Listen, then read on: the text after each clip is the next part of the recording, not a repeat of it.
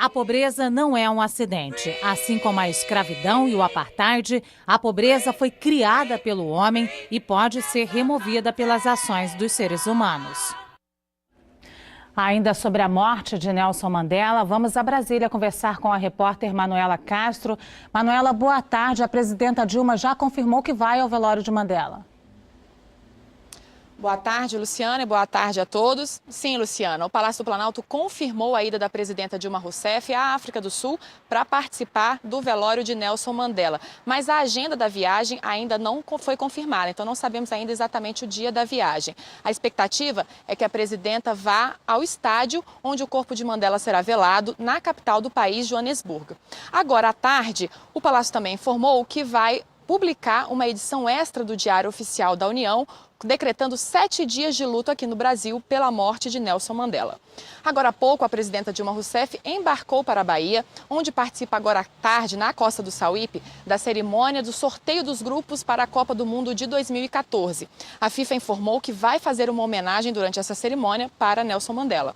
E no Senado Federal, durante toda a manhã, vários parlamentares discursaram em homenagem a Mandela. No início da sessão, os senadores fizeram 1 minuto de silêncio. Vamos ver agora o que falaram os líderes mundiais sobre essa morte de Mandela e a reação oficial do governo brasileiro. A Embaixada da África do Sul no Brasil amanheceu com a bandeira do país a meio mastro, em sinal de luto pela morte de Nelson Mandela. O líder sul-africano veio ao Brasil 2 vezes. A primeira em 1991, durante o governo de Fernando Collor de Mello, quando recebeu a Gran Cruz da Ordem do Rio Branco, a mais alta honraria concedida pelo governo brasileiro.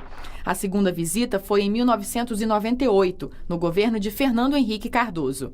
Em nota, a presidenta Dilma Rousseff afirmou: o governo e o povo brasileiros receberam consternados a notícia da morte de Nelson Mandela. Personalidade maior do século XX, Mandela conduziu com paixão e inteligência um dos mais importantes processos de emancipação do ser humano da história contemporânea, o fim do apartheid na África do Sul. O presidente dos Estados Unidos, Barack Obama, disse: Mandela é um exemplo para toda a humanidade. Não consigo imaginar minha vida sem o exemplo de Nelson Mandela. O premier britânico David Cameron disse que uma grande chama se apagou nesse mundo e que o líder sul-africano foi um herói do nosso tempo. Na França, o presidente François Hollande qualificou Mandela como um resistente excepcional e um combatente magnífico. Para o presidente francês, o líder foi a encarnação da nação sul-africana, o cimento da nossa unidade e o orgulho de toda a África. Já o presidente da Comissão Europeia, Durão Barroso, afirmou que Mandela mudou o curso da história para a sua população, para o seu país, para o seu continente, para o mundo.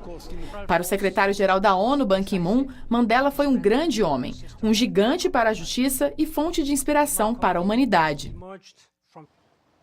E nós conversamos agora há pouco com a ministra conselheira da Embaixada da África do Sul aqui em Brasília, Laura Joyce, que é a representante do país na ausência do embaixador. Em inglês, ela nos afirmou que a África do Sul não está vivendo agora um sentimento de profunda tristeza, e sim de celebração pela memória e pela história de Nelson Mandela e também pelo que ele representa para o país. Ela também nos informou que vai deixar na Catedral de Brasília um livro de condolências para quem quiser prestar homenagem a Mandela, entre os dias 9 e 20 de dezembro. Luciana. Obrigada, Manuela.